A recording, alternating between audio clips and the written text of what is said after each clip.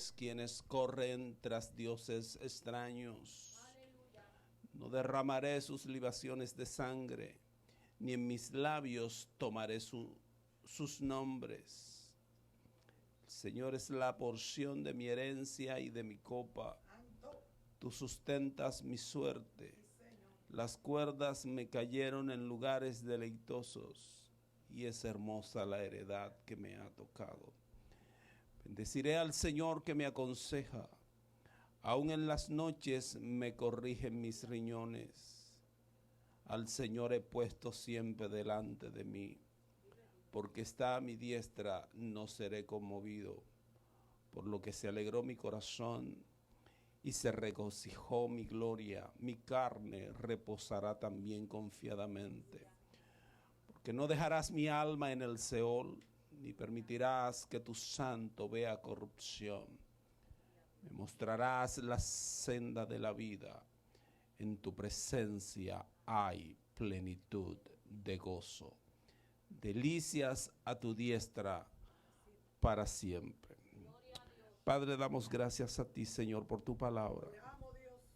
Gracias porque tu palabra es verdad, Dios de gloria. Ellas nos confortan, ellas nos instruyen, ellas nos conducen hacia el propósito eterno que tú has diseñado para que nosotros caminemos en él, Señor de gloria.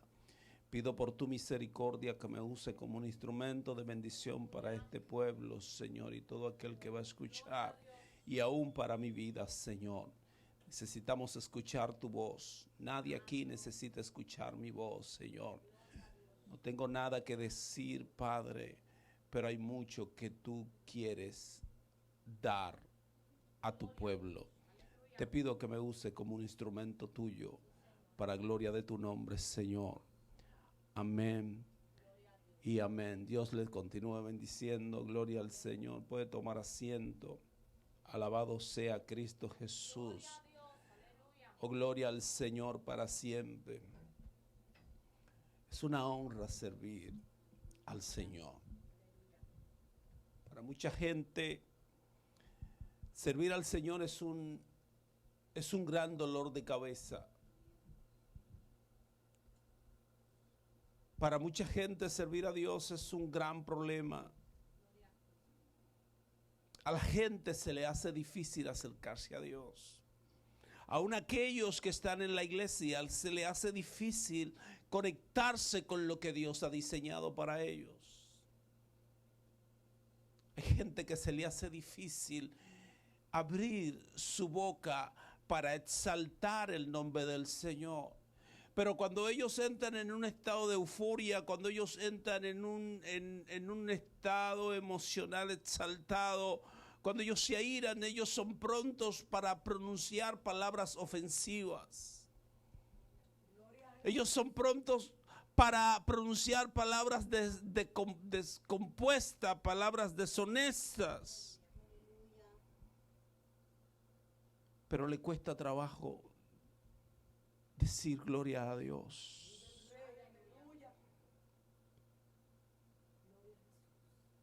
Gente que hace de todo menos buscar la presencia del Señor. Gente que está en la iglesia que le da trabajo ponerse de rodilla a comunicarse, a hablar con el Padre. Gente que está dentro de la iglesia y le cuesta trabajo tomar una Biblia para leer las Escrituras y conocer acerca del Padre. Gente que para ellos estar en la presencia del Señor es cosa difícil, porque ellos no tienen hambre de Dios. Hay gente que está en la iglesia y está en la iglesia por llenar meros requisitos. Hay gente que está en la iglesia porque está acostumbrado a estar en la iglesia. Pero ellos no están enamorados del Señor. Vine a decirte el día de hoy que es una honra servir al Señor. Yo quiero que tú sepas que hay tanta gente allá afuera que quisiera tener la oportunidad que tú tienes. Hay tanta gente allá afuera atada por el pecado, atada por el diablo, que quisiera poder rendir su vida a Jesús. Y su nivel de atadura es tal que no pueden zafarse. Ellos son incapaces de decirle al Señor: tú eres mi Señor. Sin embargo, a ti Dios te ha dado el privilegio. A ti Dios te ha dado la honra de poder desprenderte de ese mundo pecaminoso al rendirte ante los pies del Maestro. Oh, gloria al Señor para siempre. Jesús dijo: venid a mí todos los que estéis trabajados y cargados. Esto no es con nuestra fuerza. Esto no es con nuestra fortaleza.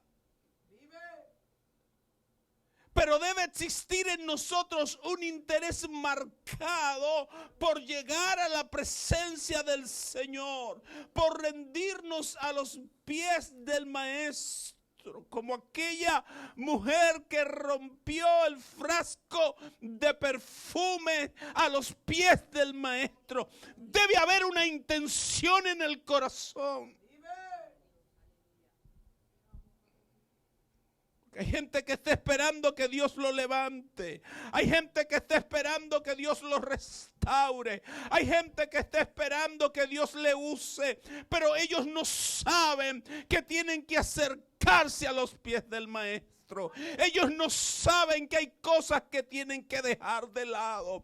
Ellos no saben que hay prioridad en su vida después que están en el Señor. Y el Señor debe ser el centro. El Señor debe ser primero. ¿Qué fue lo que el Señor le dijo a Israel? Amarás al Señor tu Dios con toda, no con una parte, con todas tus fuerzas, con toda tu mente, con toda tu alma, con todo tu corazón, con todo lo que tú eres. Porque le hemos entregado parte de nuestra vida al Señor. Le hemos permitido a Dios tocar áreas de nuestras vidas, pero hay otras que son intocables, son nuestras. Y no nos conviene el modelo de Dios para ciertas áreas de nuestras vidas. Dios no quiere eso. Dios no comparte su gloria con nadie, como tampoco comparte los suyos con nadie. Por eso cuando creíste, oye bien esto, por eso cuando creíste fuiste sellado con su Espíritu, para que el mundo de las tinieblas sepa que tú eres propiedad exclusiva de Dios y que el diablo no te puede tocar. Pero ahora tú tienes que vivir en eso. Ahora tú tienes que creer eso y permitirle a Dios que se desarrolle en todo tu interior, en todo tu ser. Ahora tú tienes que permitirle al Señor que se convierta en amo de tu vida. Oiga, como le decía el apóstol, yo morí, ya yo no vivo. Ya yo no existo. Mis deseos no existen. Mis pensamientos no existen. Mis prioridades no existen. Ahora existe Dios en mi vida. Ahora Cristo gobierna mi vida. Ahora Cristo dirige mi vida. Ahora yo estoy para Él. Y donde me muevo lo represento a Él. Lo que hago lo hago para Él.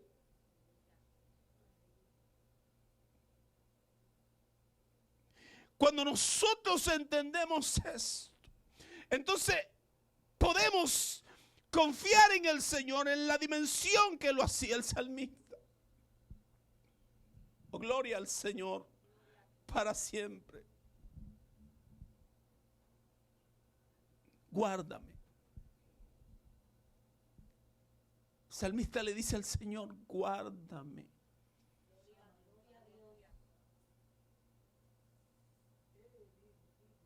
El salmista sabía, David sabía, que es quien escribe este salmo, que el único que podía refugiarlo, el único que podía cubrirlo, el único que podía guardarlo, porque él sabía que el que habita al abrigo del Altísimo mora, reposa bajo la sombra del Omnipotente. Y cuando tú reposas bajo la sombra del Omnipotente, no hay nada que pueda tocarte, no hay nada que pueda dañarte. Por eso él decía, Señor, guárdame. Es que mi confianza está puesta en ti, es que mi esperanza está puesta en ti. Es que tú eres mi refugio. Dije, dice el salmista, dije al Dios eterno, al que tiene existencia en sí mismo, al que no proviene de nada ni de nadie, aquel que es, a él le dije, tú eres mi Señor. Y yo pienso que eso fue lo que hizo cada uno de ustedes cuando se encontró con Cristo. Le dijo, tú eres mi Señor. Porque dice el apóstol Pablo que para recibir la salvación que ustedes ostentan, tuvieron que decirle a Jesús, tú eres mi Señor. Porque el que confiesa con su boca que Jesucristo es el Señor, es el que será salvo. Y si tú eres salvo, entonces tuviste que decirle a Cristo un día, tú eres mi Señor. Exactamente esto fue lo que el salmista hizo. Ahora, ¿qué significa para usted? Tristemente no nos explican muchas cosas en la iglesia. En la iglesia nos hablan mucho y nos hablan poco a la misma vez. ¿Qué implica lo que el apóstol Pablo está diciendo que debemos hacer y que cuando lo hacemos obtenemos la salvación? ¿Qué implica decirle a Jesús, tú eres mi Señor? ¿Qué significa esto? ¿Qué es un Señor? Un Señor es un amo. Es el que gobierna, es el que rige, es el que dirige, es el que da la orden, es el que conduce. ¿Quién tiene Señor? Los sirvientes tienen Señor, los esclavos tienen Señor. El problema con los evangélicos de este tiempo es que no quieren ser siervos, ellos quieren ser reyes, ellos quieren ser príncipes, ellos quieren ser amos, ellos quieren ser socios de Dios. De hecho, hay muchos que creen que tienen inversión en el evangelio del Señor. De hecho, hay muchos que piensan que el Señor los debe consultar a ellos. Yo quiero que tú sepas que Jesús dijo que lo que vino a manifestar lo recibió directamente del Padre. Y el Padre no nos consultó a ninguno de nosotros para revelar su evangelio. Lo que Cristo trajo nació en el corazón del Padre. Los que tienen amo, los que tienen Señor son los esclavos.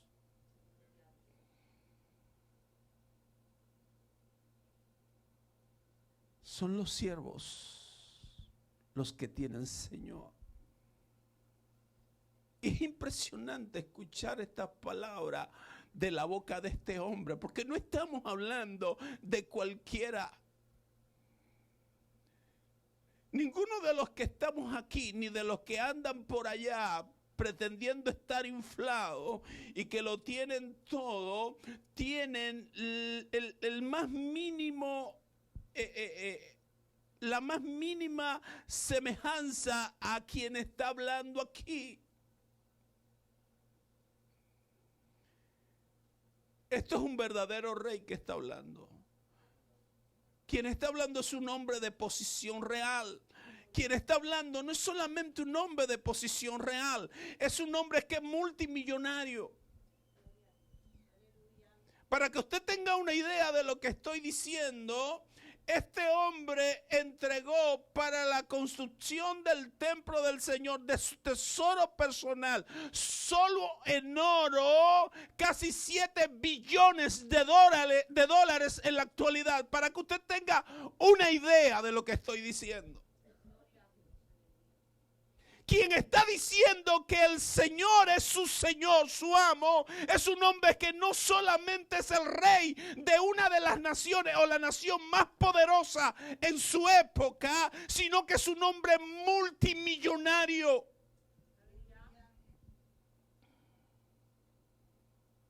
Yo veo a esta gente, desde que Dios los usa hablando 2 lenguas, creyéndose que son socios de Dios. Y creyéndose que Dios tiene que pedirle permiso a ellos. Yo creo que llegó el tiempo en que la iglesia vuelva a su verdadera condición. Somos siervos del Señor. Somos siervos del Señor. Lo que pasa es que tú no has entendido lo que significa ser siervo del Señor. Porque yo quiero que tú sepas que no todo el mundo tiene ese título. Hay mucha gente que está dentro de la iglesia. Hay mucha gente que va a las 4 paredes. Pero yo quiero que tú sepas que no todo el mundo tiene el título de siervo. Y yo quiero que tú sepas que hay un título todavía mayor que el de siervo. Hay un título que todavía es más grande que el de siervo. ¿Sabe cuál es? El de siervo inútil.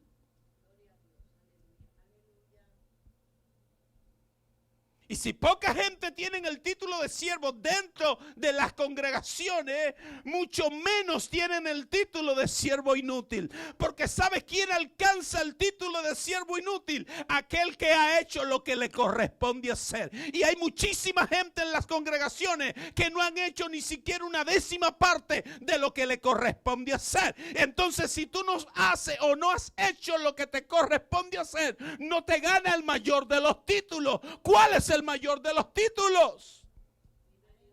Siervo inútil. Digo, eso dijo el Señor, aquel que yo confesé como Señor, que su nombre es Jesús. Cuando haya hecho lo que te toca hacer, entonces siervo inútil eres. Oh, gloria al Señor para siempre. Tú eres mi Señor. Y ese hombre que es multimillonario, que tiene todo el poder, es un imperio, hermano. En los tiempos de David, en los tiempos del rey David, hermano, la nación de Israel se convirtió en un imperio que subyugaba a todas las naciones circunvecinas. La mayoría de las naciones tenían que tributar a David. Y este hombre está diciendo, no hay para mí bien fuera de ti. Para mí no existe otra cosa. Para mí no existe poder político. Para mí no existe poder militar. Para mí no existe riquezas. Yo no entiendo, hermanos, cómo es que nosotros no acabamos de entender que lo único que debe enfocarnos, lo único que debe preocuparnos, lo único que debe motivarnos es el Señor. No hay otra cosa en nuestra vida más especial que esa. No hay otra cosa más grande que el Señor. No hay nada más importante en nuestra vida. Esto es tan así que el Señor dijo que no existe uno solo que deje padre, madre, hermanos, propiedades, cualquier cosa por causa de él que no reciba ahora 100 veces más. Y en el futuro, la vida eterna.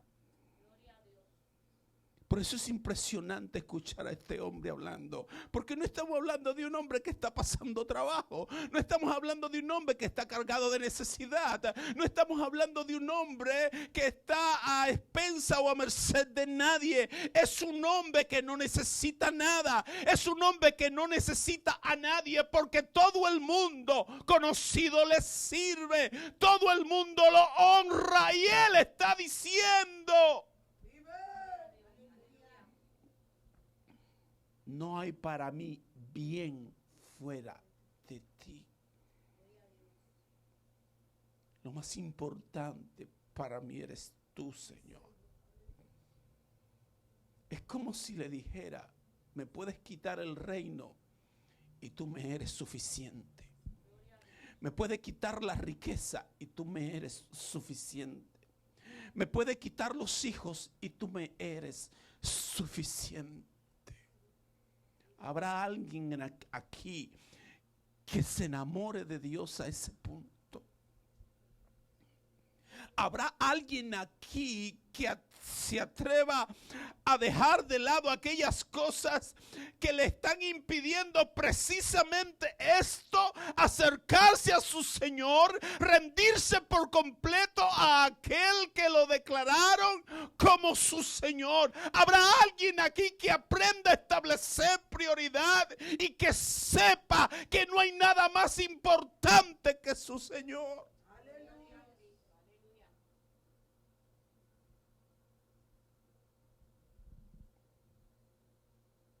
Este hombre era tan terrible que oye lo que dice el versículo 3.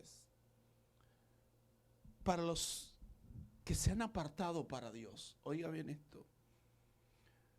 Para los que se han apartado para Dios, para los que viven una vida conforme a lo que a mi Padre, a mi Señor le agrada, para ellos es toda mi complacencia. Los amigos de la escuela, los que tienen posición de reino igual que yo, esa gente no me interesa. La gente de palacio no me interesa. La gente que tiene dinero no me interesa. La gente que tiene estatus no me interesa. La gente que tiene honra de los hombres no me interesa. Me interesan los íntegros. Me interesan los que aman a Dios. Me interesan los que prefieren a Dios. Me interesan los que se han apartado para Dios. Para los santos, dice él, para los íntegros que están en la tierra es toda mi complacencia. Y usted ve la gente que tiene a Dios queriéndose codear de gente de estatus, de gente de posición.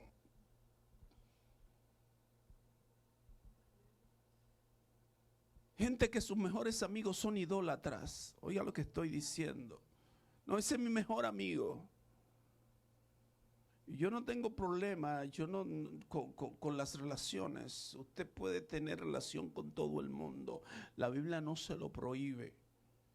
El Evangelio tampoco se lo prohíbe. Pero su confidente es alguien que consulta las cartas. No, porque esa es mi amiga, ese es mi amigo de la infancia.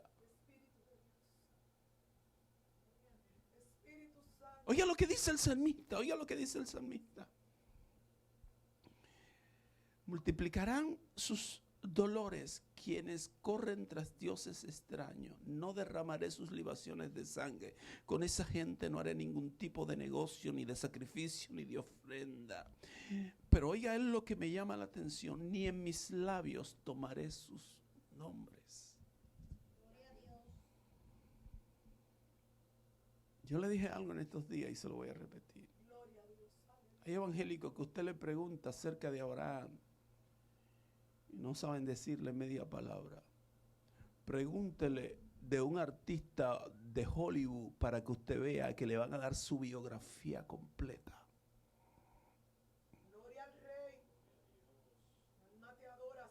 Pregúntele acerca de la moda del momento, que ellos lo conocen todo, ellos conocen todos los diseñadores.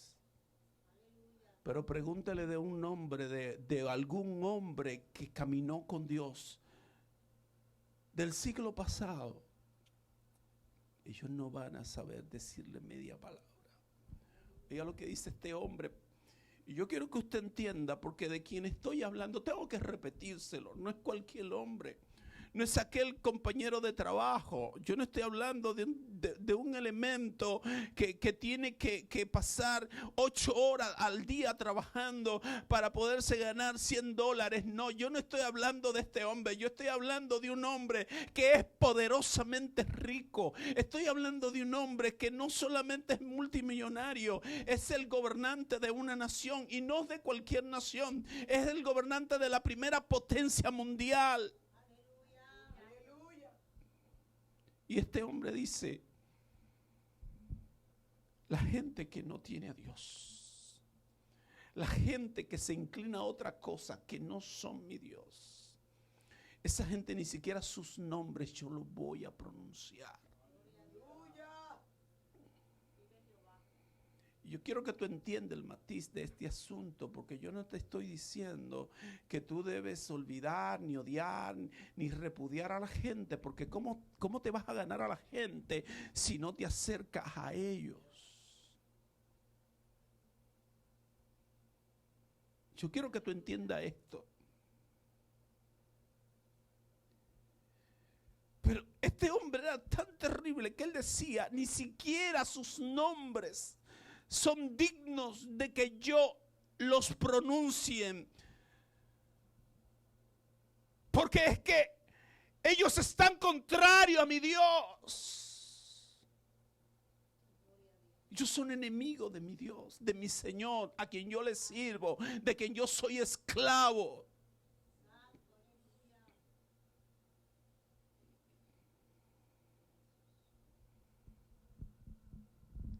Ahora, ¿sabes qué era lo que estaba pasando con este hombre? Es que este hombre estaba posicionado en una realidad que muchos de nosotros no estamos posicionados. Este hombre se imagina ser hijo o la repartición de la herencia de un hombre que era muy rico.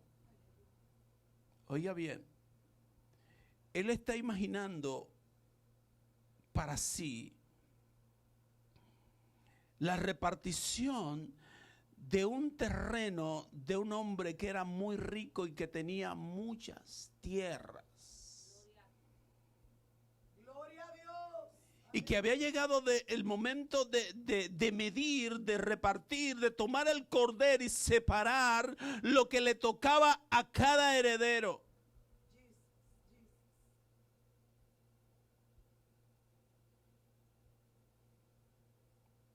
Y a él le había tocado una llanura pegada del arroyo, una tierra fértil, una tierra buena. Eso se está imaginando él. Ahora él dice, esa tierra no es tierra, esa heredad, eso que me ha tocado es el Señor.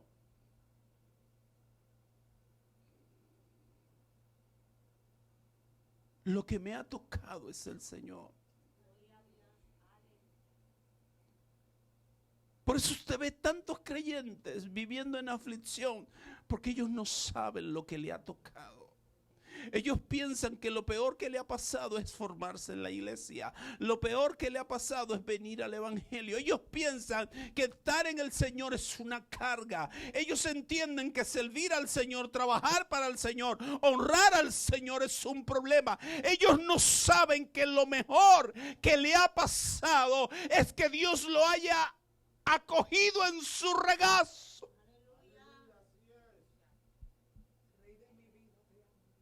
Pero David sabía esto. El Señor es la porción de mi herencia y de mi copa. Es la parte mía. Lo que yo tengo no es poder humano. Lo que yo tengo no es poder político. O sea, yo no me deleito porque gobierno mucha gente. Yo no me deleito porque tengo muchos siervos o muchas mujeres o mucho dinero. Eso no es lo que produce deleite. Oiga, ¿qué dijo el salmista en el Salmo 122? Yo me alegré con los que me decían: a la casa del Señor iremos.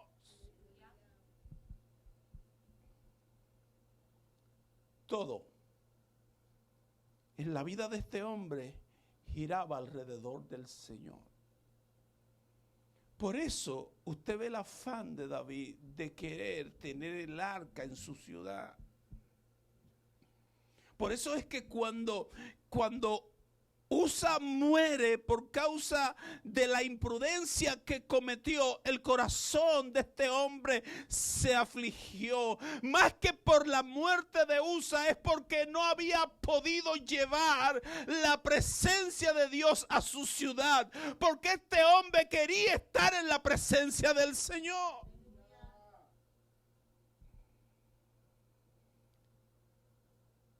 A este hombre no le preocupaba otra cosa, hermanos. A este hombre no le interesaba su dinero. A este hombre lo único que le interesaba era estar en la presencia del Señor. Gloria a Dios. Aleluya.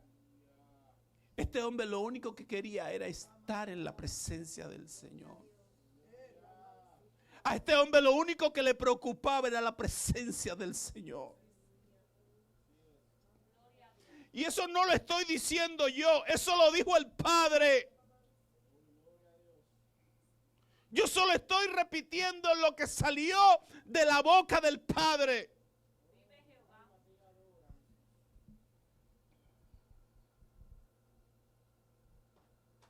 Porque posteriormente, después que David muere, se inaugura el templo de Salomón, ¿lo recuerdan?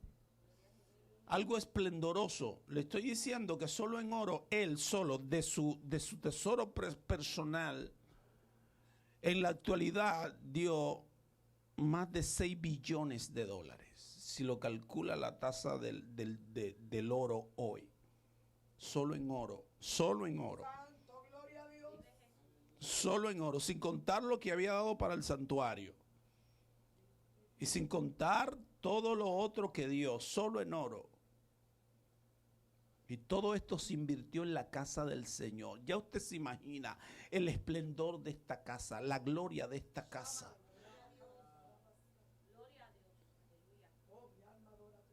Pero en los tiempos de Jesús, oiga bien, los judíos estaban tan impresionados con el templo que Herodes le había hecho para congraciarse con ellos, que ese era el símbolo del orgullo de ellos en ese tiempo.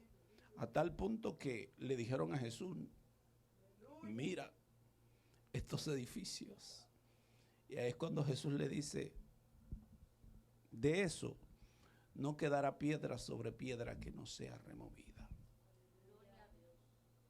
Estoy hablando de templos donde se gastaron millones, oro, plata, dinero exorbitantemente.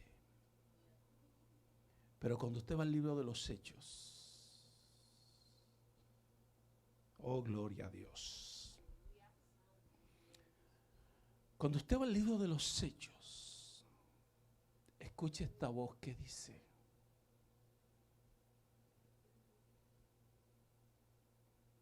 con mis palabras, ese templo de Salomón, donde se gastó tanto y que impresionó a tanta gente, no me interesa. Ese templo que restauró Zorobabel, no me interesa. Ese templo de Herodes, no me interesa. ¿Sabe lo que hizo David cuando por fin pudo llevar el arca del pacto? La metió entre 4 cortinas. Y el anhelo de David era construir una monstruosidad para meter esa caja allí. Un templo para Dios, pero Dios le dijo, tú no me vas a construir templo porque tú has derramado mucha sangre. Tu hijo Salomón me va a construir un templo, y construyó ese grande templo. Pero cuando David oyó que Dios había visitado la casa de Obed-Edom, donde había reposado el arca, entonces decidió traer el arca a la ciudad de David. Entendió que llegó el tiempo e hizo las cosas como deben hacerse, porque ese es uno de los problemas de nosotros, que estamos en el Señor, pero queremos hacer las cosas a nuestra forma, a nuestra manera, y no sabemos que esto es a la manera de Dios. Porque cuando Dios le dio el arca a Moisés, mandó a que le pusieran una argolla en cada extremo, para que por las argollas introdujeran una vara, para que el arca de Dios, que representa la presencia misma de Dios en medio del pueblo, fuera cargada sobre los hombros de los hombres que le amaban y que Él había diseñado para esto. Y David tomó un carro nuevo y tomó bueyes y montó el arca de Dios en carreta. El arca de Dios no se carga en carreta. La presencia de Dios no se carga en objeto. La presencia de Dios se carga aquí. Aquí se carga la presencia de Dios. Por eso es que esto tiene que guardarse en pureza. Por eso es que esto tiene que guardarse en santidad. Porque es que tú eres el portador de la presencia de Dios. La presencia de Dios se carga en el hombro. Y por eso vino la muerte de Usa. Pero cuando oyó que Dios visitó, a causa de la presencia de él que estaba en la casa de Obed-Edom, llevó el arca, como dice la Biblia, en los hombros de los hombres que habían sido diseñados para esto. Y llevó el arca y la introdujo en una tienda.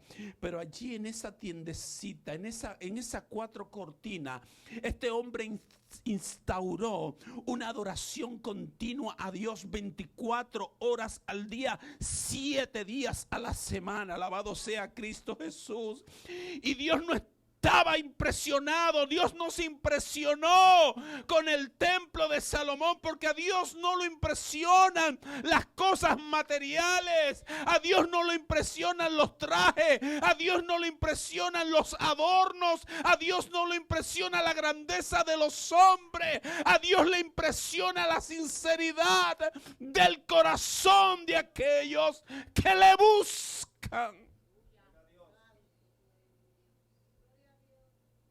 El templo de Salomón no lo quiero. Anhelo esas 4 cortinas. Ay, santo Dios. Anhelo esas 4 cortinas. No hay lujo, pero hay presencia.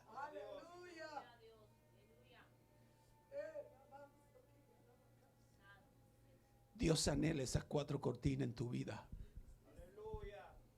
Dios anhela esas 4 cortinas hoy. Dios quiere, restaurar el tabernáculo de David que está caído. Ese tabernáculo donde hay una entrega total, una entrega por entero, una entrega 24 horas al día. No solamente una entrega continua, sino una entrega con integridad. Porque este era un hombre íntegro. Por eso dijo: con los santos, con los íntegros. Para ellos es toda mi complacencia. Yo no sé qué es lo que tú consideras importante en tu vida, pero yo quiero que tú sepas que lo más importante en tu vida se llama Dios.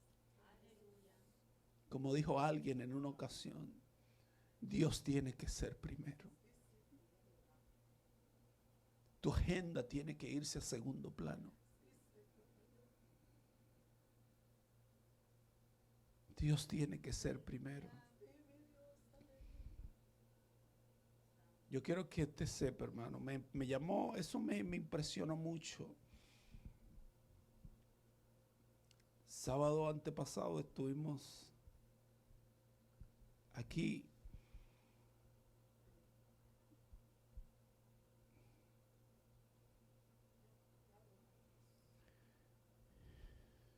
Y un espíritu inmundo nos decía, entré en esta vida porque se descuidó.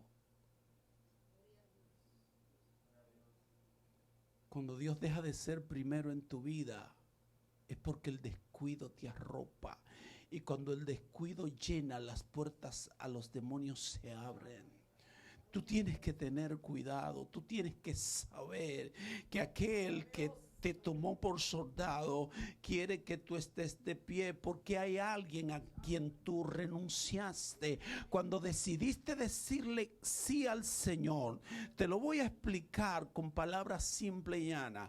Cuando decidiste decirle que sí a Cristo, por default dijiste no al diablo. Lo que pasa es que tú no lo sabes, pero Dios lo sabe.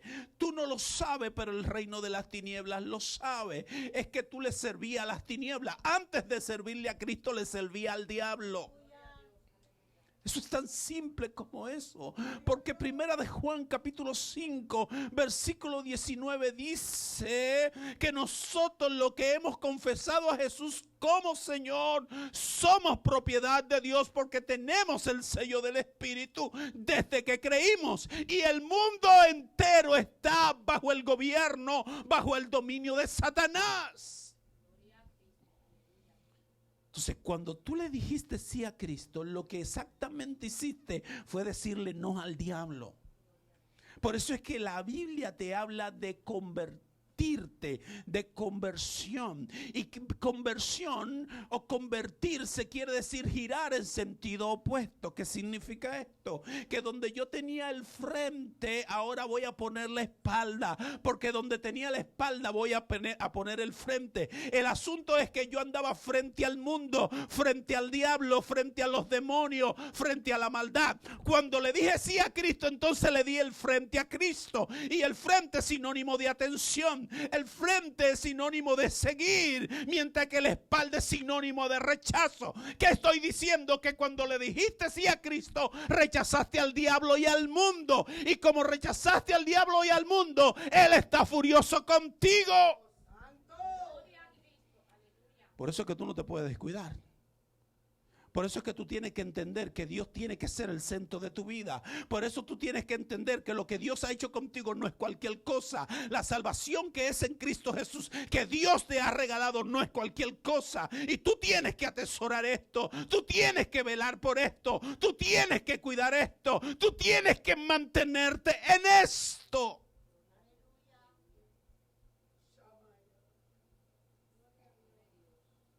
Tú no te puedes descuidar. ¿Por qué? Porque dijo Jesús que cuando el espíritu inmundo sale, a causa de la liberación del individuo, por haber llegado el Espíritu Santo a la vida de ese individuo, ese espíritu inmundo, si era uno que tenía, porque eso hay que verlo, anda por lugares secos buscando dónde morar. Pero él no halla, porque todos los demonios tienen su asignación. Y todo el que no tiene a Cristo está ocupado por los demonios. Así que tenga cuenta, si se va de Cristo, tenga cuenta. Porque andan por lugares secos buscando morada y no encuentran, dijo Jesús. No lo dije yo. No encuentran.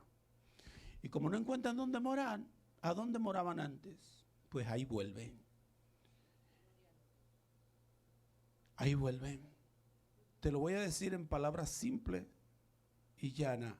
Los pichones que te sacaron o que se fueron, te están bordeando, te están rodeando, te están supervisando, están mirando a ver cómo tú caes, cómo flaqueas, cómo niega la fe, como lo hizo Pedro, para ver si vuelven a entrar. El asunto es que si tú desalojas al Espíritu de Dios que está en ti, producto del descuido, porque una cosa trae la otra. Una cosa trae la otra. La gente no entiende qué significa estar en Dios. Estar en Dios significa estar en una guerra.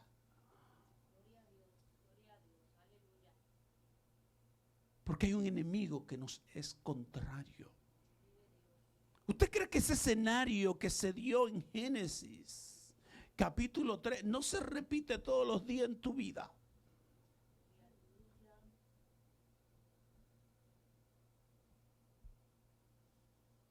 ¿Tú crees que no se repite todos los días en tu vida? El mismo escenario se repite una y otra vez para hacerte resbalar, para hacerte negar la fe.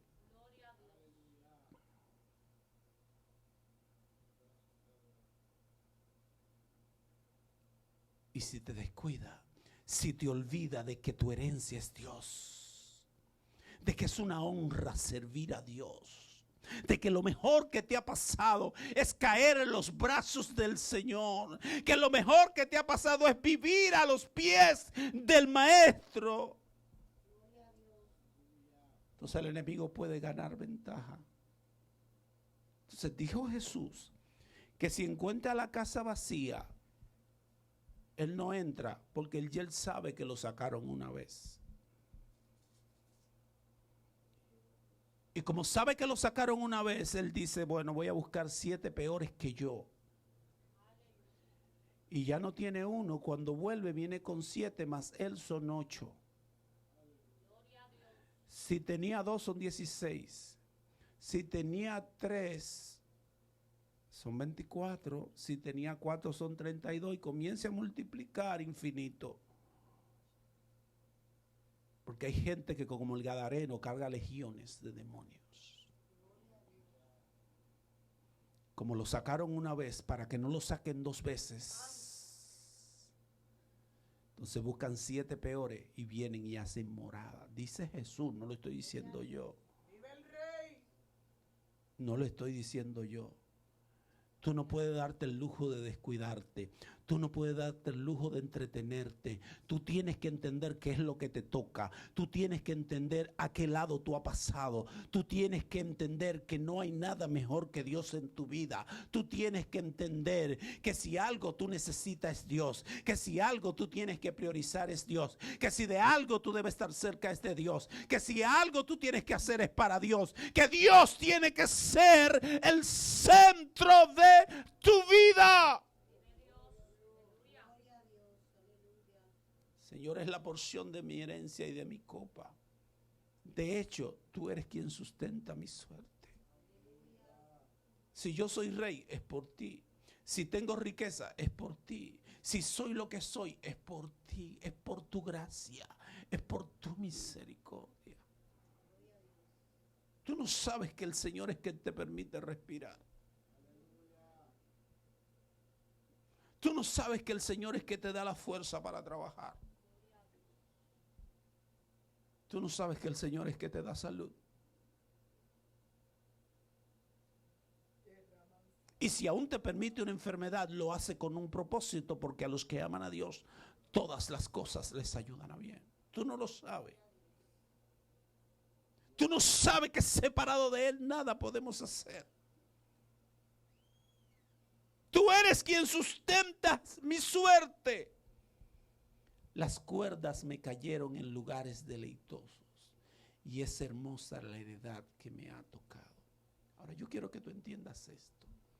El salmista no está mirando un escenario. El salmista no está describiendo un escenario que él está mirando, porque él no está hablando de algo terrenal. Él está hablando de su conciencia.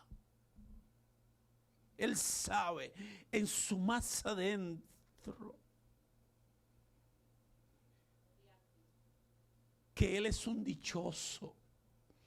Él sabe en lo más adentro que él es un bienaventurado, porque Dios quiso fijarse en él y no en su hermano mayor.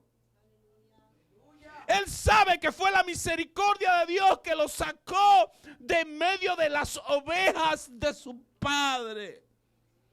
Él sabe que Dios es quien deposita la gracia. Él sabe que Dios es quien deposita la unción. Es un asunto de conciencia, es un asunto de revelación, es un asunto de iluminación, es un asunto de entendimiento. El salmista no está describiendo algo que está pasando en lo físico. El salmista está describiendo algo que se materializó en el mundo espiritual y él lo pudo percibir.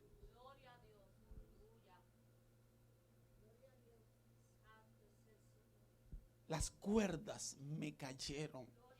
Así como alguien se deleita cuando en la repartición de tierra a él le toca la mejor de todas las tierras, así mi alma se regocija porque yo sé que lo mejor que me ha pasado se llama Dios.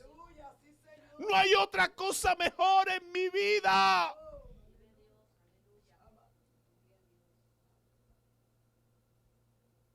Por eso su alegría no era con los que lo invitaban al cine. No era con el que lo invitaba a una parranda o para un risón. Eran lo que le decían: a la casa del Señor iremos. Su deleite era con esa gente. Esa era la gente que él prefería.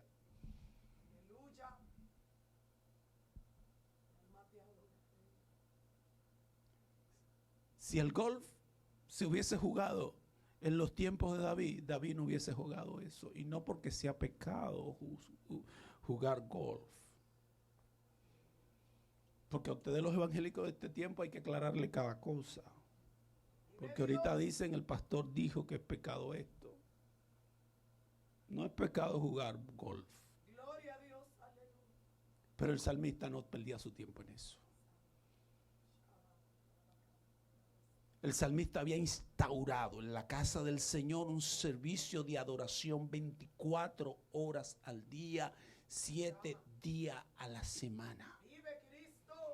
Y si en algún lugar él quería estar continuamente, era ahí. Porque él entendía algo que tú no entiendes. Y lo dice el versículo 11. Yo ando detrás de la vida y el único que me puede mostrar el sendero que me va a llevar a la vida es el Padre Celestial. Pero el asunto es es que en tu presencia hay plenitud. O sea, cuando tú estás en Dios, dice el salmista, no hay un espacio vacío. Por eso el apóstol Pablo se lo dijo a los hermanos que estaban en Colosas de otra manera: en Cristo estamos completos. Cuando tú tienes a Jesús en tu corazón, tú no necesitas nada. Lo que necesitas es desarrollar la fe en Él. Lo que necesitas es desarrollar la confianza en Él. Lo que necesitas es depositarte en las manos de Él. El salmista sabía que la presencia del Señor era lo mejor. Que allí había un gozo completo, un gozo eterno, un gozo perdurable. Él sabía que lo que Dios ofrecía no era pasajero. ¿Usted cree que sabía poco? El hombre no sabía poco. Gloria a Dios. Es que hay delicias. Es dulce. Es sabroso. Estar a tu mano derecha para siempre.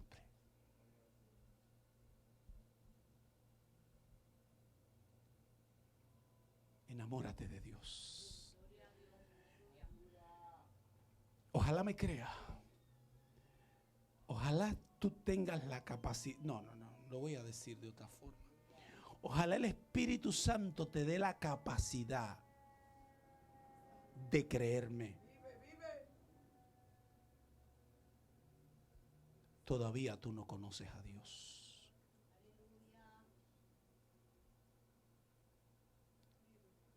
Vine a decirte el día de hoy que lo que tú conoces de Dios, o al Dios que tú conoces, lo que conoces de Él no es ni sombra de lo que realmente es Él. Lo que tú conoces de Dios no es ni sombra de lo que ciertamente es Él.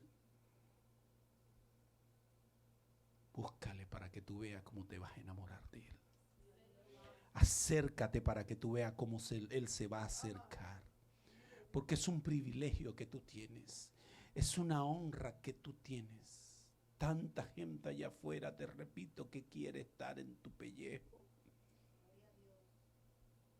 Recuerdo en una ocasión predicando en una iglesia, Gloria a Dios, que mientras predicábamos, había una joven que el Espíritu le estaba ministrando. Y esto no me pasó una vez, me pasó varias veces.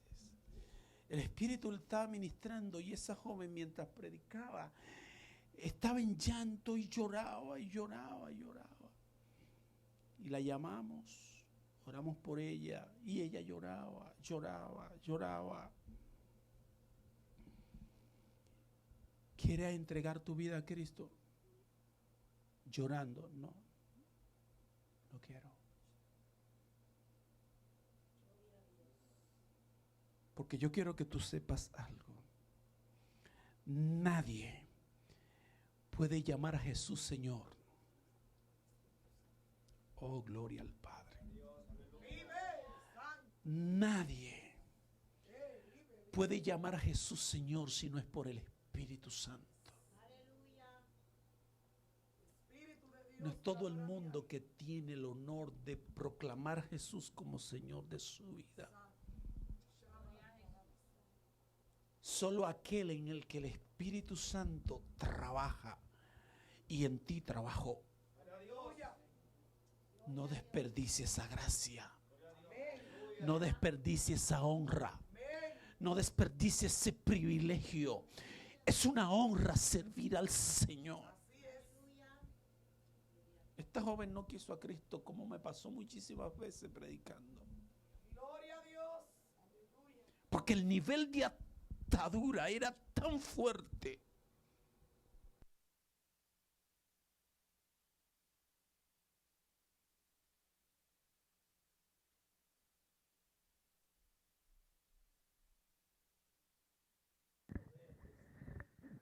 Sí, al Señor.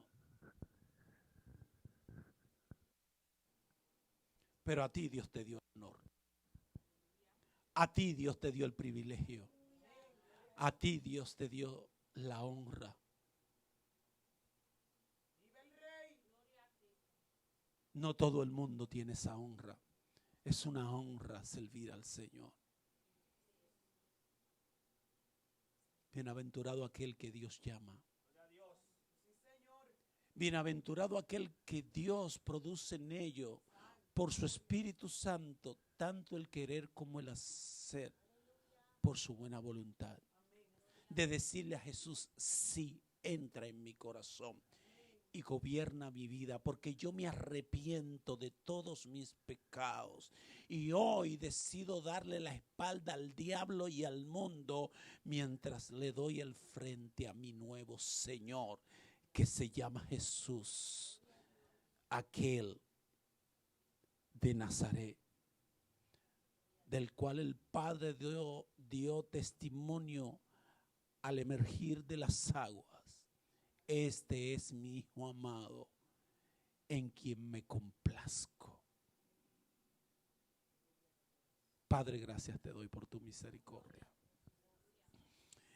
Gracias porque me ha permitido compartir esta palabra con tu pueblo, Señor. Te ruego, Dios mío, te suplico, Padre amado, que nos ayude a comprender, número uno, que es una honra servirte. Y número dos, que tú eres lo mejor que nos ha pasado. Porque no hay otro como tú. Porque fuera de ti no hay quien salve. Porque tú eres Dios de dioses. Tú eres Señor de señores. Tú mandaste y fueron creados, Señor. Todo lo que hay existe y subsiste por tu voluntad. Tú eres la fuente. Señor, te ruego, Dios mío, que cada uno de tus hijos le llegue el momento y que sea pronto, casi ya, Señor, si no ya, de decir lo que dijo Job: de oídas te había oído, mas ahora mis ojos te ven. Ya tú no eres simples palabras, sino que tú eres vivencia en mi ser. Porque tu Espíritu Santo nos hace desarrollar la capacidad de apreciar lo que tú has hecho, hace y hará en nuestras vidas.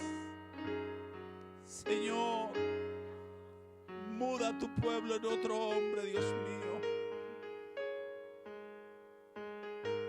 Que tu pueblo pueda caminar tras ti, Señor. Atráenos en pos de ti y correremos. Métenos en tus cámaras, Señor, que allí nos deleitaremos y nos gozaremos en ti. Vuelve el corazón de tu pueblo hacia ti, Dios mío, y ayúdanos a apartar nuestras miradas de las cosas vanas, de las cosas que perecen.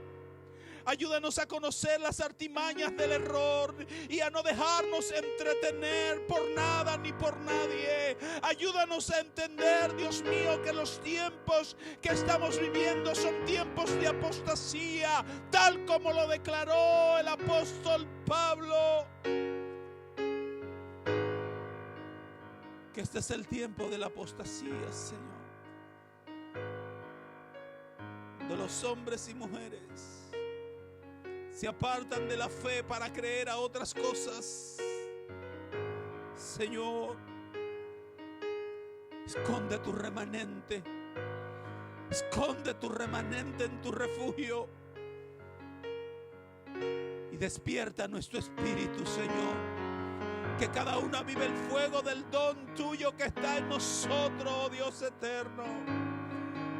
Que nos enamoremos de ti. Que tú te conviertas en el centro de nuestras vidas. Que tú seas nuestra motivación, Señor.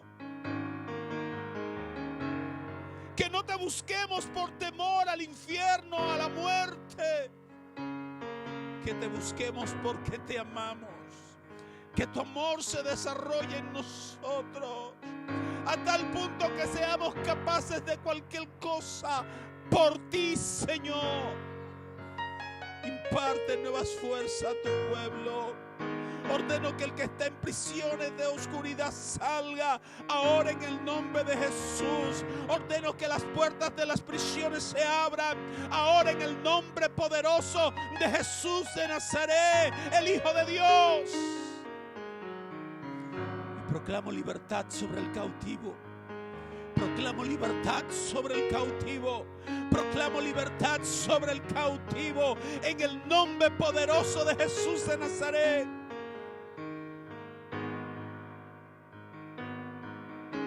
Padre, te pido por la salud que Cristo logró para mis hermanos. Pido que se manifieste en cada cuerpo enfermo ahora. Porque tu palabra dice que tu Hijo llevó todas nuestras enfermedades, todas, no algunas, todas. Todas nuestras enfermedades fueron llevadas por Cristo al Calvario. Y por sus llagas, llagas reales,